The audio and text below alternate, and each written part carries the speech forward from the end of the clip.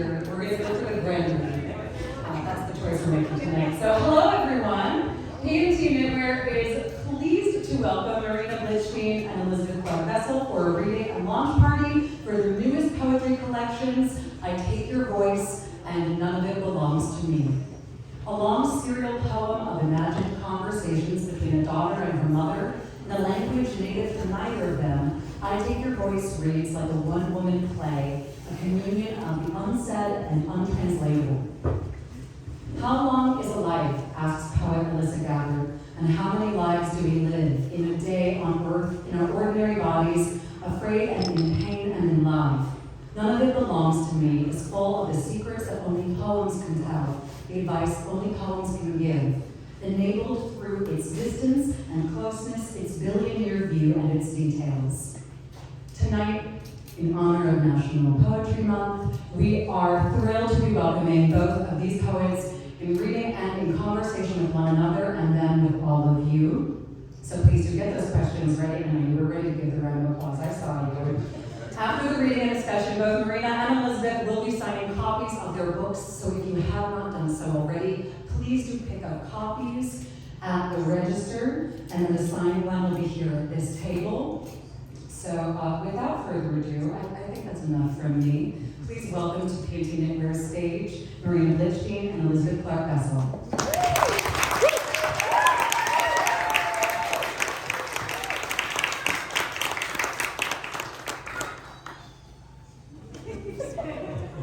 Hi, Grace.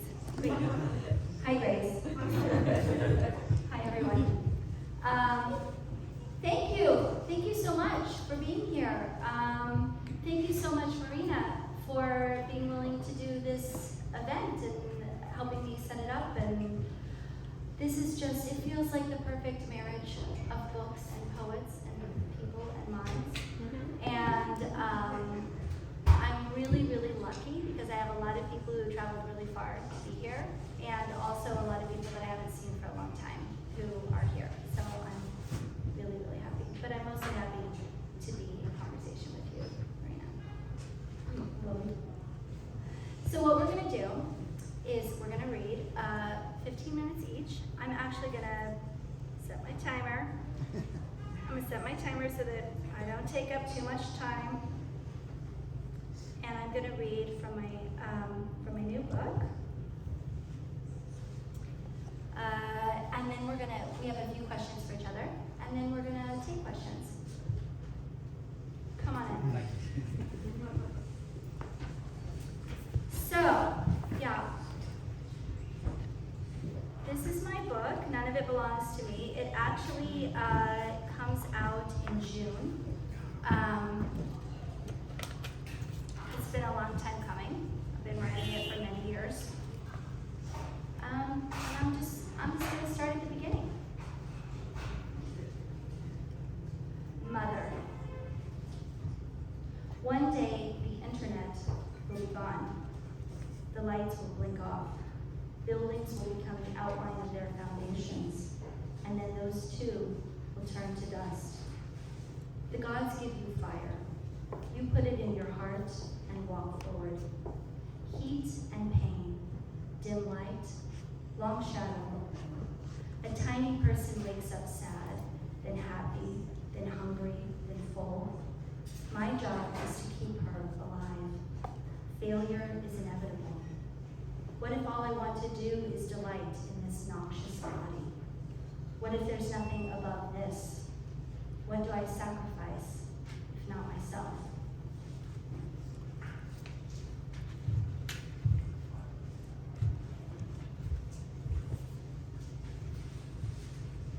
This is called My Advice. Oh, hello.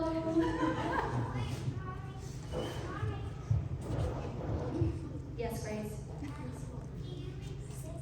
Yes, I will read that. I will read that. Okay. Right after this one. Okay. Oh, thank you. Anyone else who has favorites, just my advice. Say it to me as I would say it to myself, gently, with an attention to detail,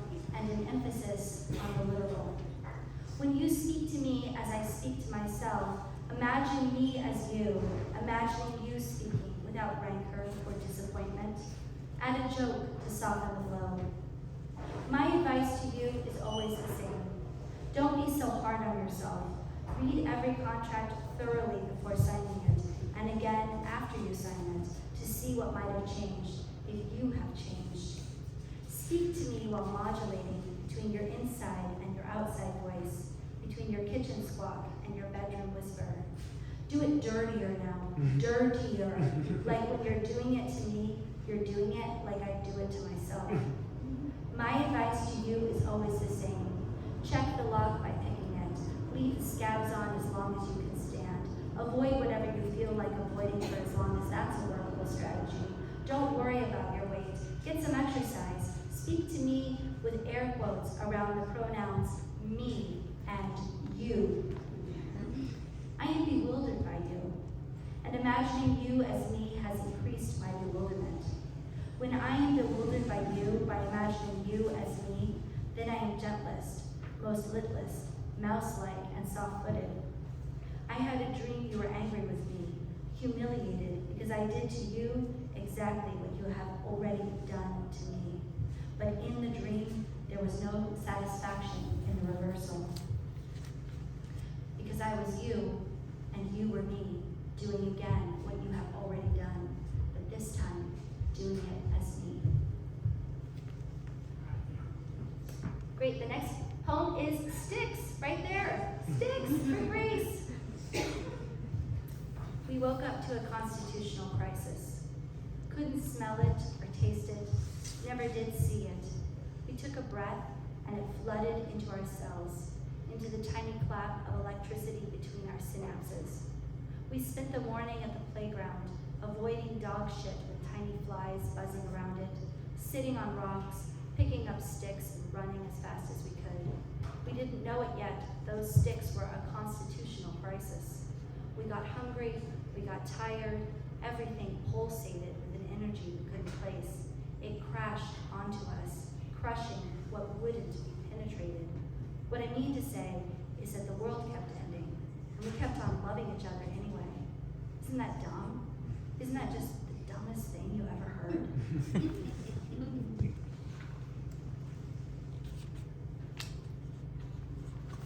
Check the time. Oh, I didn't start it. Okay. Tricky. 25 more minutes. Okay. I'm going to read this one about my great-grandmother. Pioneer women. My great-grandmother, Teresa, homesteaded her own acres after her husband died of a headache. She sent her children away until they were old enough to drive a plow. She was a Christian woman and canny. The other pioneer women sent for her when their times were near. Pioneer women had many babies and many babies died. They had hearts to break. Once I stood on a hill surrounded by the graves of pioneer women and their children, throwing handfuls of my grandmother's ash into a wind that is always present. On every side and below me ran straight lines of crops in need of more water than the sky can give. The crops are wrong for the land, which prefers the ancient grasses. In the lean years, or so the story goes, pioneer women ground up grasshoppers to make their bread. They had a kind of meanness to drive them on. They could give up almost anything, so they did. They were offered land if they could keep it, and when they got it, they put up fences.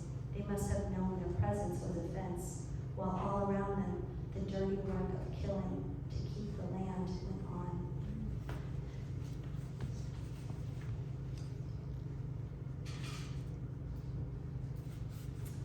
This one is about New York. The movie, The Bridge. First to walk on the wrong side of it, the bike side, where a man shouts, "You are so fucking stupid," on the big bridge at night, just before the rain.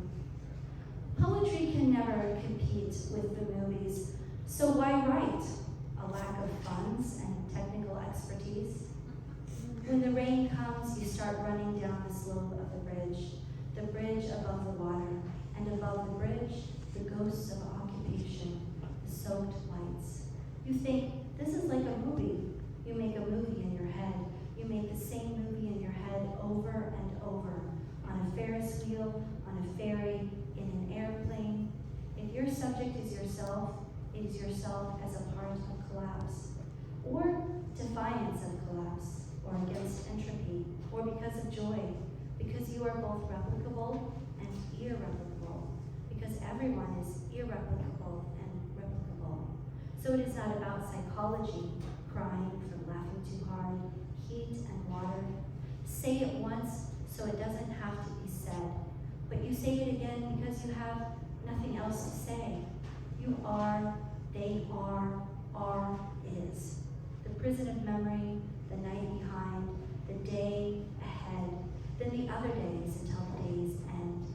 The dying earth, the picture of Jupiter, its 4 moons on the screen of a digital camera, and the burning food, and the red giant of the future sun in 1 billion or 2 years, and in the galaxies 12 billion years old. You're there too, replicable, irreplicable. Isn't that you waving at you? Lonely and dead and silent now, yes. 12 billion years away is 12 billion years ago, and 12 billion years from now is 12 billion years away. The span of the universe, what is ahead and what is behind it. And you are the universe.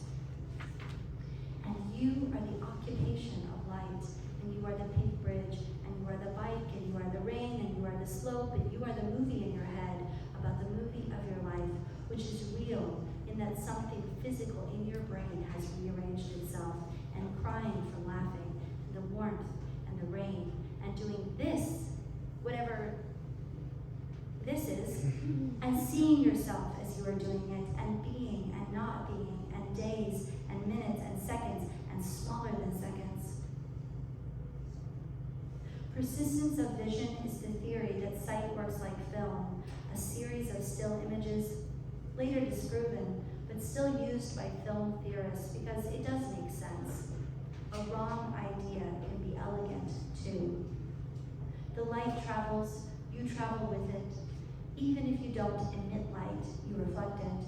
And where is the instrument sensitive enough for this? And where is the atmosphere clear enough for it to escape? And who is watching?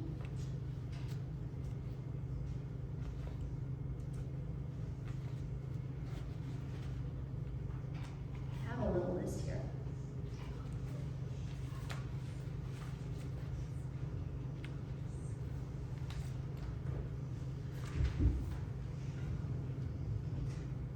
$1991. Do you remember the Gulf War? Do you remember what it looked like on TV? Flashes of bright green across a dull green background, Scud, rockets, more abstract than Super Mario Brothers. A classmate's brother wrote home, "We're living in a palace these days, sleeping on marble floors. I imagined a floor made of thousands of marbles. Thought how uncomfortable that must be. The whims of kings are inscrutable, I guess." That was the year I watched Ken Burns' Civil War on a loop. I loved the pictures of battlefields before and after, peaceful, then pockmarked, and perfectly decrepit. I loved how Gettysburg was saved by a textbook every time.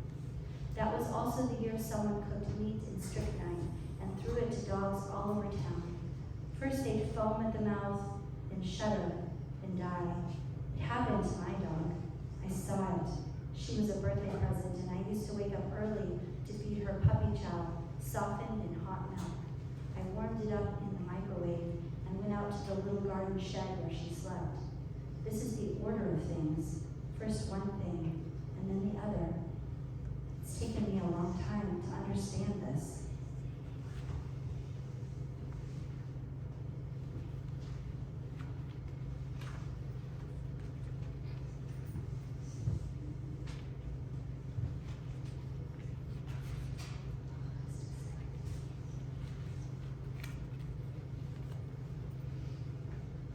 Another New York poem. Kitchen utensils. Robert Lowell destroyed his first wife's face twice. She went to Maine to drink herself to death, and when she ran out of booze, she called the local sheriff to drive her to the liquor store. When I read that, I pictured her in the back of an ancient Ford with a wad of cash in a boxy purse. In the end, she outlived the bastard, barely. I confess I never read Jean Stafford, but I did read Lowell's second wife, Elizabeth Hardwick, whose letters he used to stitch his most infamous book together. She wrote them after he left her for the much younger Lady Caroline Blackwood. The book was a scandal at the time, but Hardwick defended him publicly, supported him even financially, no matter that she hurt. He died in a taxi while it cut through Central Park on its way to her. Years before, Hardwick founded the magazine that launched Norman Mailer, who once stabbed his wife at a literary party. There's a clip of Mailer on the Dick Cavett show excoriating Gore Vidal for even mentioning the crime. People who read the New York Review of Books know all about it, Mailer says. Then, are you ready to apologize? I would apologize if it hurt your feelings, Vidal answers. No, it hurts my sense of intellectual pollution. Before I knew any of this, I saw Mailer on a panel at the 92nd Street Y, but I have no memory beyond the lingering impression that he was very pissed off. Years later, I met his daughter at a dinner party in Connecticut, where she told me a little ruefully that our host was descended from the Cabots and the Lowells. I Googled her the next morning and found a New York Times review of her mother's memoir. They write, Adele Mailer, née Morales, did not begin life as a shrill lush likely to be mistaken for a cutting board by her spouse. No, we don't start out as kitchen utensils, but what killed me was that word likely, as if expected. I'd like to read Adele Mailer's book, but it's out of print. Once I was at a literary party and a poet bit me. It left a mouth-shaped bruise on my arm. I laughed it off. He had no power over me but brute. Others have been more cruel. Ted Hughes buried 2 of his wives and died the poet laureate. It doesn't matter that he beat them or how cold he was, because those women were crazy, don't you know? Yesterday I read he stole his most anthologized poem from Amy Lowell, whom nobody reads anymore. Here's a poem of hers I found online. Aliens. The chatter of little people breaks on my purpose, like the water drops which slowly wear the rocks to powder. And while I laugh, my spirit crumbles at their teasing touch. I like the title, and I know just what she means. Laughing won't stop them from grinding you to dust. Amy Lowell was born rich and died long before her younger relative had his face plastered across the cover of Time. Still, I can't help but play it in a minor key, trying to catch what catches in the throat or flutters at the corner of the eye. I woke up with work on my tongue and in my mind. I got my daughter ready for school, layered her up for snow. Then some dumb thing set me off, and here I am, putting this into a Word document, pressing save, then save again, wondering what I might have let a man steal from me in order to be read. But I guess they didn't let it happen. It just happened, since it was likely to happen, and so it did.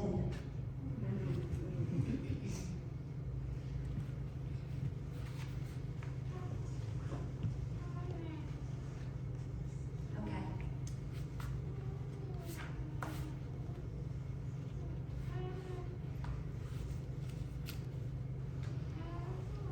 Everything will be fixed by love. Everything will be fixed by love. Everyone woke up hungover. Everyone woke up in the wrong bed. Everyone had the wrong shoe, the wrong foot, in the wrong weather. Everyone was so hungry, and then everyone ate too much. Love me, everyone said. Love me first, everyone said. Fix me, everyone said. Fix me first.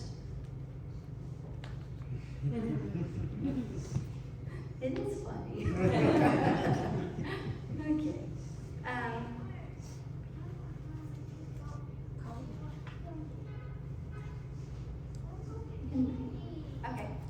Okay.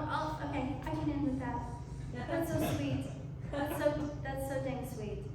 I had a very dear friend who unfortunately died when she was 25. And that poem without crying, actually. No, I don't know. I don't think I can read it.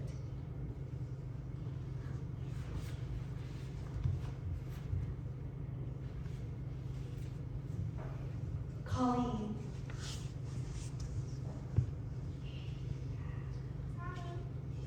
I've been trying to write you back into existence for more than a decade.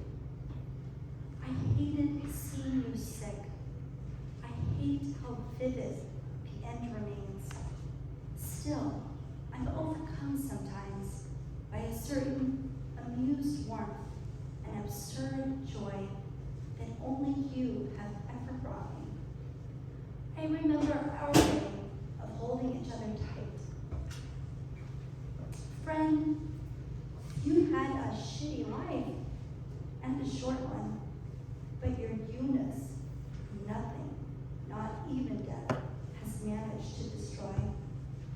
Our past is past. We've been exiled from the empty streets and vacant lots, the brown carpeted living rooms, and windowless school hallways of our youth. You'll never know that the X-Files came back. You did! Or the name of my daughter. And I'll never meet who you would have become.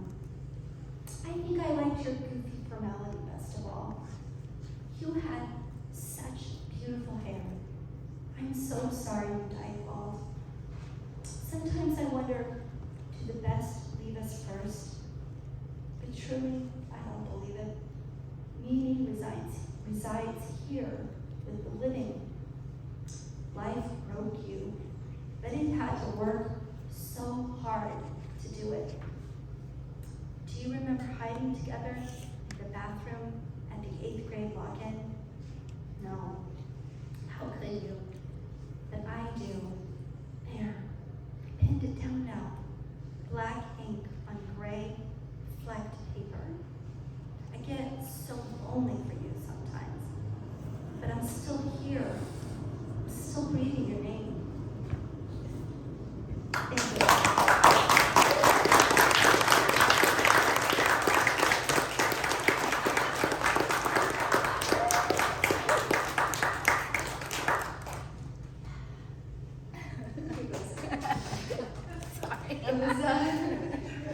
It's very, there's so much grief that I try not to, bring into a space that is.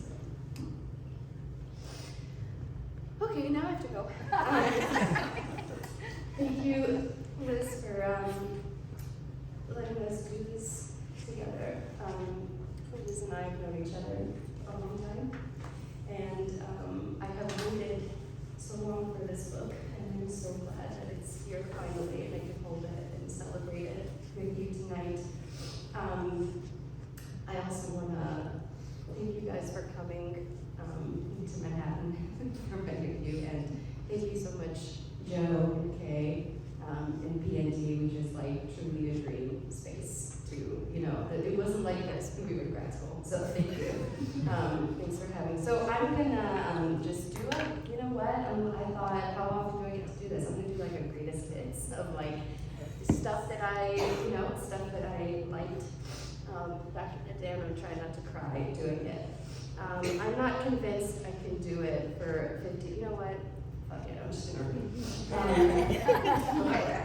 So I'm gonna start with the Russian Forever and just sort of bang them out, and then we'll see if I need to cut some stuff and celebrate just like stuff that managed to get published along the way.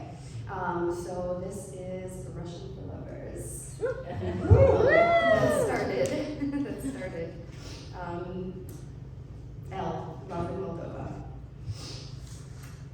Liver licked out of shape, Moldova Maya. Liquor loves your shakes. Louder the laughing, lucky the fool, Moldova Maya playing pool.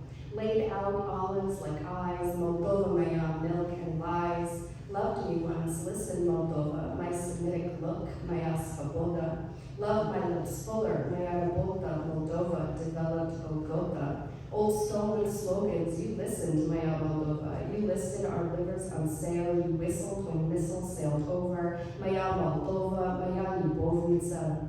Missed you last winter, darling Moldova. Missed the last kisses, Novum Kodom. Beloved, maybe next season I'll visit Moldova. Maybe you'll listen to livers and spleens, delicious fishes. Moldova, Maya, kneading you clean as whistles. Maya Moldova, holding you over till New Year's Eve. Moldova, Maya, mój город, svoboda. My little mother, my proper model, my small apartment, my playground, my bottle, my cobbles, my sled, my awkward muddle in my Moldova, and my shkola, and apples, and bread.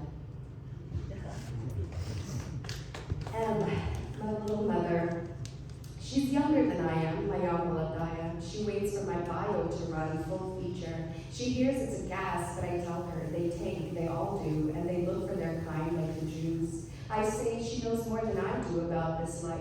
In 91, I could taste the quake in my mother's blood. She cut herself on the glass when the door was still shut, and she pushed me out first if the whole block broke, and security stood by and watched. You laughed too, didn't you, Maya Moldova? I say you knew we'd be leaving you soon, so you ran away first. You would be a drinker by now, in the States, where the mall cops keep eyes peeled for youngsters. It's funny, looking back on these poems, I realized they're breakup poems. I just didn't have that read on it at the time, but it's funny the things you realize in your late 30s. This is a poem for oo, the sound oo, and one of my favorite things is that it's the same, so there's uje, which is already, but uje, which is narrower, and so that's a fun thing I'm trying to explore here. Accent on the Y, already the distance between words elides into a co-incisiveness, already the form contracting trips up the I. Where we put our stresses matters. 8 hours is nothing after a time, or 8 hours is a space where nothing happens. Space-time is thinning, whether an issue of physical distance or tangible weight. 20 years in and still winking, the sinking accent, already the Great Lakes topple, housing this bus, or the road you're driving on expands into a single winding coil, forks and country snack foods. Which vowel takes precedence matters. Which of these lives could save you, language or consequence? Which of these matters drives you, distance or history, sound or sense? And of course, in grad school, I was told I can't do both sound or sense, so I had to try. This is from Nothing Personal, from Crystal, from McKay Books. We're good. She can be like my mother and father, I say, to no one in particular. We're like children, he says back to me. You constantly seek your mother in me. I look for my mother, my father, my sister, and my uncle, my grandmother, the grandfather I never knew, the grandparents I have, and the rows of cousins I never talked to on my father's side.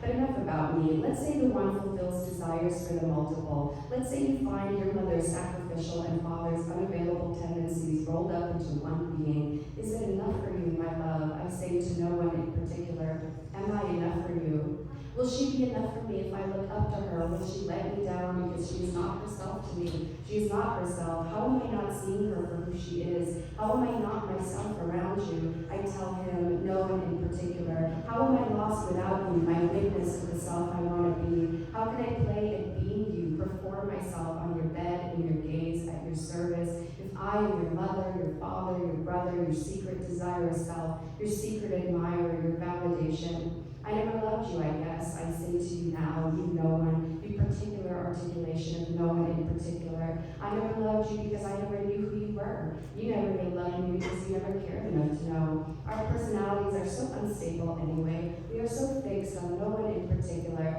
Our sense of self so radically dependent on the other that we cannot even know ourselves. If I acted out, it was because I wasn't sure of who I was. I know now, he said. I'm getting to know myself better. Good for you, I tell him. Good for you. Oh, the 20s. This is from Skills with the $2 signs from Dancing Girl Press. Welfare Princess. Goodwill never stood a chance. We opened softened boxes with our bare hands like animals. Kmart had a special pink. The hills were filled with them like guts. I bought my Barbies there. I watched my boyfriends there, small men, one by one, 5 men in army colors like our heroes. At the trash can, I found 2 bronze shoes in English. I filled the boots up there, loose rocks and bouncing balls. 25 cents and the dial gave way. The aisles were filled with them, all googly-eyed like gargoyles. I learned they bought their way to heavens where everything was free. Junkyards flowing with milk and honey. Big's daddy let me pick out once while Mama disapproved. I want an attic to swim in now, a mound of my own, a dump, the tapes coming off old bags, the glue is boiling in our basement, Russian dresses keep the crease. Dust never settles on a rag mop either. I love to play with it sometimes, give it a wrist and fingers and speak. I could make games with anything, old heels, old aprons, old ropes. I turned into a soapbox. You could get them anywhere, tie a knot around the edges so the fray quits, fling them around like blonde dolls, dress them in bracelets like arms, like bobby pins, like frills, wave the ends away in storerooms, talking drama to yourself, an out-of-body experience, an indoor kid, such an imaginative little girl. The Americans. My mother has 3 singular joys, I tell my friends. She loves to buy on sale, she loves to show us, and she loves to give it back after. They laugh and laugh, my friends, because capitalism is funny, and we're not used to it yet, any of us. Pride. In a parking lot, the odds were stacked against me. I lifted a limb off the dump, though. Mama said with her help. Folks came through, tried to raise me on unleavened bread. It worked. I paid my dues. Mama said with her help. What good's the hand without the chance of a fist? Mama said they all come up with hand-me-downs. Turned her nose up at their gifts. Alone with a price tag, a martyr. She stood as tall as the slabs I stumbled on. At the ceremony of reprieve, my mother, the rabbi, often even approving. Louder she minds with her mouth, eggs me to smile more, shoots darts of worry up the stage. Before me the scrolls a blur. Mama said we suffered to undo our own mistakes. Mama said we sacrifice as Jews, as women, first and foremost as the insecure. Now in a field of needs, I scan the crowd to see her, as telling as ever. I'm becoming her ball of knots, her little ticks, her sitting in a cold room, gnawing at her own skin. The trick is, you pick a plot, dress it up with plastic flowers, then everything's perfect and everyone nods. I'd also turn down an offer of funds, act like I don't need it, just to see, just to milk that shrug a little longer. Mama said the best is not to need people, never ask. Love means never having to say you're hungry, just wait. A God will come on a life raft or dangle my hand off a jet and ask you if you need a lift. The joke goes you refuse, then shake your fist at the sky, say, Lord, why have you forsaken me? From Sheet Music, which is a chapbook from Sunny Outside Press that's about the film about the affair between Coco Chanel and Igor Stravinsky. And it's also about like Herman Hesse's Gertrude and just like women artists that I love. Influential ghosts. Dear mothers, dear daughters, dear pen pals, fellow students, former employees, professors, educators in general, dear somebody else's headache, dear mistake or accident, dear wistful woman, why so sad, dear solitude, dearly departed, why your hand, dear empathy, dear nuanced understanding, dear plight of the advanced professional, dear single, looking for a partner, dear partner, dearest.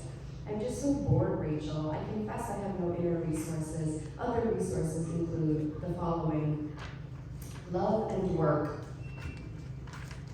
It doesn't matter how we get there if we get there. Loving the line is loving the hand that bends it. Loving the line is cutting it, seeing what happens. Loving the line is loving what's before and after. Loving it is making it 2 colors, always. Loving the line is color and skin and clothing. Loving lines makes shadows on skin when we're over them. Loving lines leaves marks at your back. Loving is coloring them in, connecting dots.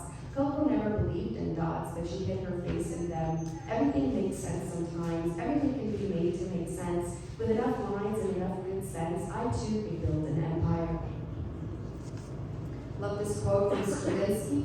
Film music should have the same relationship to the film drama that somebody's piano playing in my living room has to the book I am reading. Address. A sorry consolation prize, she must be thinking. She is reading a small book. A sorry excuse for a look or a gesture. This is very generous of her, isn't it? In Russian, there is no gift giving, like in French. One thing counts only, the music. And for you, guilt? No. And a quote from Coco Chanel, there is no time for cut and dry monotony, there is time for work and time for love that leaves no other time. Sheet music. We aren't worth two of the bush, any of us. One day I hope to hold two hands, but if their hands are touching, children swing sullenly on swings. A man stands naked, upright like a bust. A woman walks in, wearing grace and airs. She will never hold hands with her art as much as she loves it. You can never make love to the man of your dreams. Gertrude Stein quote, "It is very easy to love alone." Damn, this is funny. It's funny reading these. And this, I'm just going to read a bunch from Two Hunters, and then from I Take Your Voice, by special request. This is weird. Bluebeard. I'm not afraid of you anymore, old man who killed my sisters, man who locked 100 missing women in a room and said to watch the door like God, said look at this but don't indulge. I drenched you into pixels so convincing, I swore all men were you. All doors led to your door where blood poured out, too dour to rot alone. Women need company with each other when they're haunted by their own mistakes and yours. I wanted brothers to come save me from the men I hoped no man would be. Then I wanted a mother so sharp and bold, she'd hunt you down like you're the victim and I the prize only a mom could keep. And still I watch those doorknobs wondering who'd bust through and why. Or there are keys so tough to weigh inside us both, no heroin or curious abandon could. I have to have them all before I sleep just to make sure no sudden noises spell you. Just to make sure your blue blood leaves me alone, icy and red for you, just to feel safe at night. I treasure the still but solitary life without you to worry about. Just to make my mother comfortable, I lie to myself and say I never met you in a past life, in my youth, my mouth gone blue from holding my breath. Gender and body. So the creases want to flatten, and if the skin sags, colors quits, and if parallel desires skip a step, and if desire is a gender twist, and if we see creases deceased, and if we ceased and swam instead, and if skipping a step meant stitching a seam shut, and if we seem shut, we mean business, and if business is a gendered body, it screams, and if it screams, it is in, and if it knows its own folds that broke them, and if it's broken to begin with, which stitch, and if it misses, which of this makes me amiss, and if they do exist, which of them blows me kisses?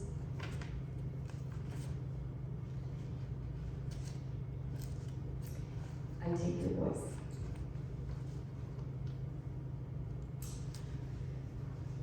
Me. God said, wrestle with your angel or your demon. Put your body around their abstraction so they know you're not afraid of a little hurt. Me. God said, name yourself after the battle. Take your angel or demon in your arms and thank it for loving you enough to haunt you. Me. God said, your hurts are your mothers and your mothers' mothers and all the mothers in the world who were born, who became mothers or didn't, who made life out of the folds of any man's wings, who scratched life into the abstraction of the desert in any language, which is sand, in any name, which is sand also. Light. Forgiveness so light I can barely feel it. The weight of her, what is it? Love. So heavy, I lie in bed all day, still reeling from it. Me. Mom, I gulped you out of a tongue that fit ill in your mouth, felt stilted, unnatural, alien. Out of this stuff, I laughed a Medusa laugh that became mine, I took for mine. In text, in English, in imaginary voice, I conjured you in verse, a form I could live with. Don't say anything, you've said your piece. In light, a war rages, ravages days and faces. In my dark curled figures, you emerge a victim, a virtue, a figment of a collective collision of cultural norms. Mother, woman, exile, wife, child of the Holocaust, beloved miracle of the ghost generation. How could you have been otherwise to me, ghost mother, mother shadow of my American heirs? I wanted you and I made you, industrious as this English I learned from the poets who hated their mothers. Me. Mom, I make other women martyrs. I turn to versions of myself. I I make mothers of my friends, my lovers, my sister or mom, my female professors, my namesakes, my prophets and saints, all mum, all married to the good in you, my therapist, my father, my masculine gods, all mother figures. I want them to worry for me. I want their love selfishly, like an only child. I want their secrets, but only as much as I say, not closer. No more talk of men and love, only the child, only the kid in me. I only want the ends of fairy tales. No more Bluebeard with his knives and brides, the blood snuck under his door. No more men in the shape of death with sides at their sides. Only the innocent, only the blessed virgin mothers, all heroes, all mouths and breasts, all heart, only beginnings. Thank you.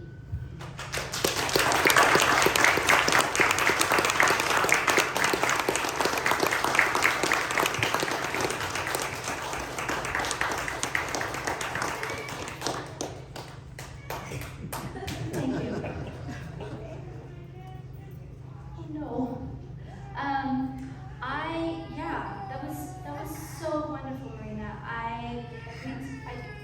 No. Okay. Sorry about that. Okay, we don't have a lot of time to talk. I had a lot of questions for you. You may have to take those after. Do you want to, I have to ask you about your musicality and talk about small press stuff? Is this a real I think we only have 10 minutes.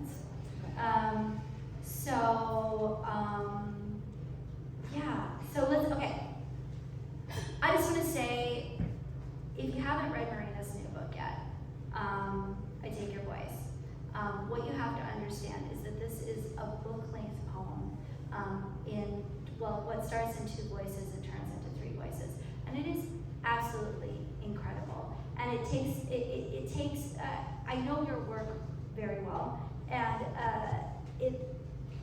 it's funny how, I love that you read Bluebeard and then you read the poem in I Take Your Voice that references Bluebeard, because it's really, it's just so bold. It's so bold, I Take Your Voice.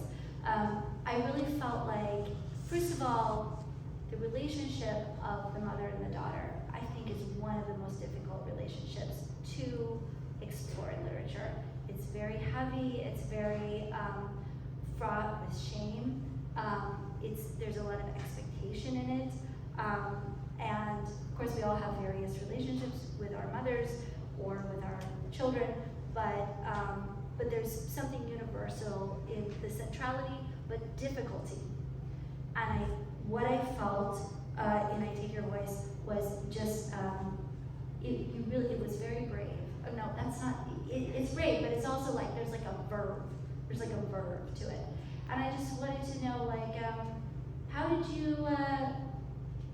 did you give yourself permission to explore this very fraught relationship and subject so fully? How did you allow yourself to do it? As you know, I have been writing about my mother, either directly or indirectly, for a very long time. And I think something has changed for me over the last couple of years, which is that I don't think I would have done this in my 30s, my sort of late 30s. It's like really a luxury to be like writing in your 20s and like taking the time, really taking it seriously and going to grad school and paying back student loans. But like, I'm really grateful that I had that opportunity to self-indulge, and I don't think I would have done that now. And so now it's here. Now there's this book, and now everyone knows. And now I think I'm only now coming to terms with the stuff that I've written that is published. Do you know what I mean? So that's a different sensation. But I've been thinking about my mother for a very long time. It is the central relationship in my life. It was. And it coincided, the publishing of this book coincided with the birth of my baby, Libby. And it was interesting. It totally threw it on its head. Do you know what I mean? Like, it totally threw everything away. And I don't, I don't know what this document is as much anymore because it's not now, and it's hard to feel it again. Does that make sense? Yeah, I mean, it's a product of its time in your life, and it's very much a book about a daughter who is not a mother, and so of course that's part of the conversation in the book. But I think that whatever moment it comes out of, it's very. It has a level of honesty and empathy that I think is, once you achieve that in writing, you don't go back. It's like whatever your new thing is that you do, you're gonna take that with you. But you know what's so interesting to me about your work, Liz, and has been such a lighthouse for me, because these poems are so timeless, and I feel like I could read them in my 20s and I could read them in my 50s. And they are so just effortlessly in the world in a perpetual way. Do you know what I mean? I feel like I'm into making documents of an era. Do you know what I mean? And then and they exist, and then I put it away, and then I run away. But what's so important and what's so moving about this book is that they are forever poems, and I really treasure that. And I just and I'm trying to figure out what the secret sauce is, and I think it's that your language is so musical, and sonically they will last. Do you know what I mean? But also their subject matter is so universal and so just literally about the universe. Do you know what I mean? When I say universal, I mean of the stuff of the universe. And so that's just so sad. I just wonder if you could take a couple minutes and talk about how you can move from thinking about galaxies and films and these special moments that a woman can have in her life that are daily. How do you put, you know what I'm saying? There's how do you put those two things together in small forms? I don't know. I mean, I think that I have been writing the same poem since I was 7 years old. I just keep writing it over and over and over and over again. And so I think that it's just the same question and the same answer, and then just trying to figure out how to say it again. And I mean, that's right in that poem that I read, the one about the bridge. I feel like there's a huge amount of repetition, and so maybe it feels, or to me internally, it feels the question is why do we exist? Why does it hurt? Why do I love you so much? Those are the questions. I mean, that's poetry. I mean, it's love, death, the changing of the seasons. I mean, that's the thing. So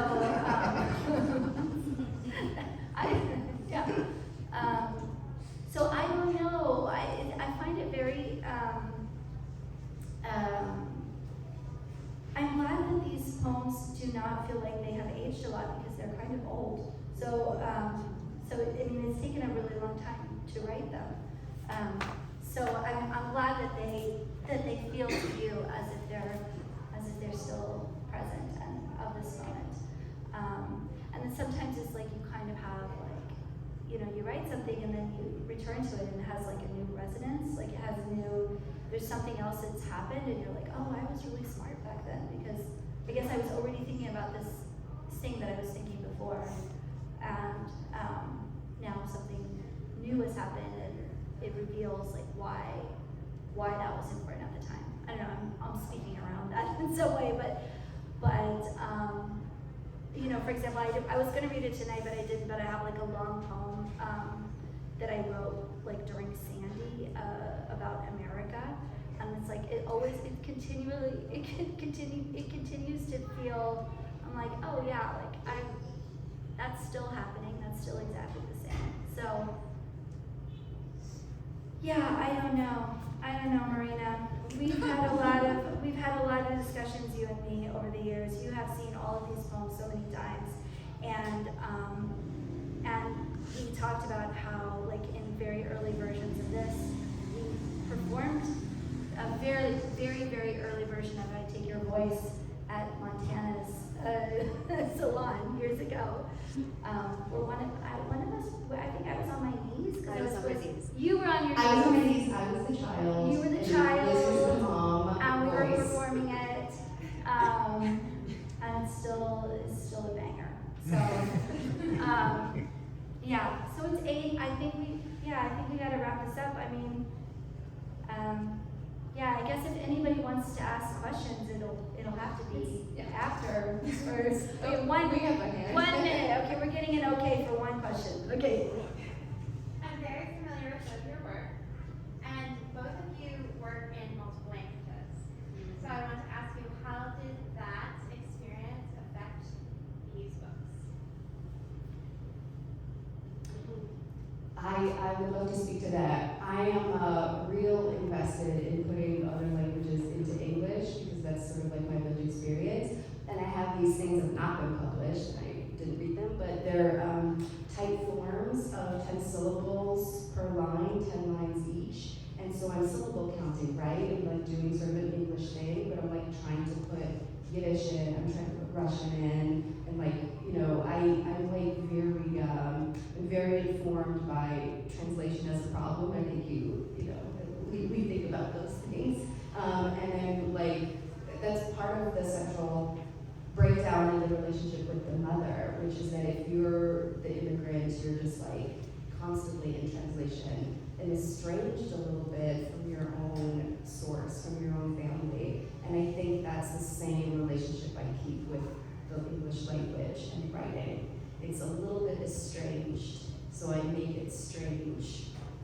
And I don't, I'm not, committed to English as it is, if that makes sense.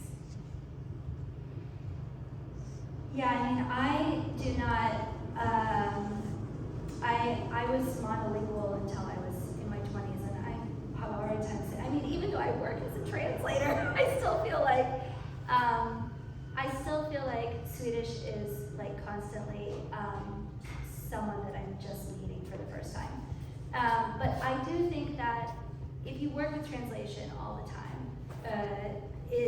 it does the like essential weirdness of language and the languageness of language.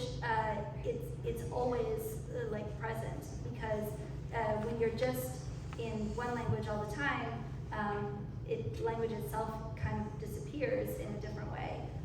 But when you're switching between languages, all of a sudden, the languageness of it, I wish I could say it better than that, but the languageness of it appears. Yeah, Grace like that. Okay, well, yeah, that's thank you so much for asking. Oh yeah, we were gonna end on you have a poem and I have a poem. I do both. Okay, you do yours, and then I do mine. Okay, I'm gonna read my poem first. This is a short one. Greek song.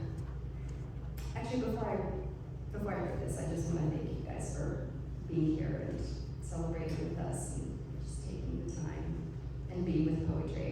That's not an easy thing to do actually in this culture. So thank you. Greek song. In the rain of my life, the door swings open like that. The door is propped open. The door remains closed but unlocked.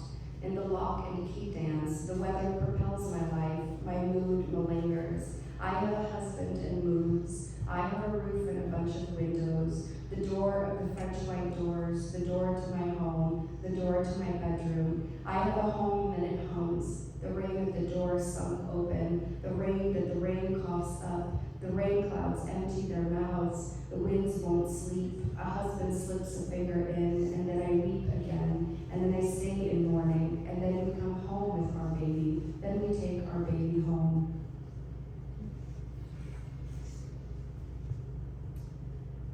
I just want to second all the thank yous. Anecdote.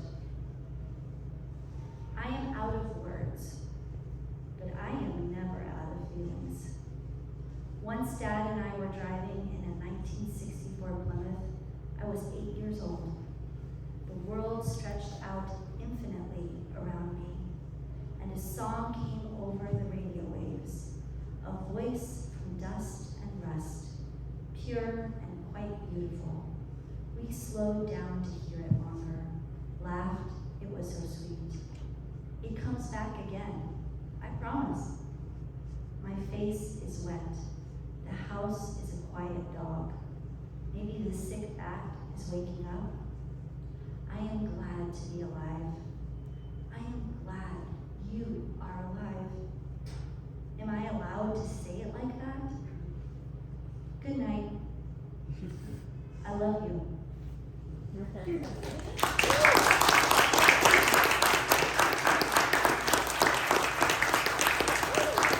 guys so much for joining us at the team here. Thank you all so much for coming out tonight. We're really special meeting like to share with all of you. I hate to break it to you, but this is the last copy we have left of I Take Your Voice. So run. But we do have a few copies left, but none of it belongs to me. So buy your copies if you haven't done so already. If you have, you may line up here to meet the poets, have them sign their book, and thank you all so much.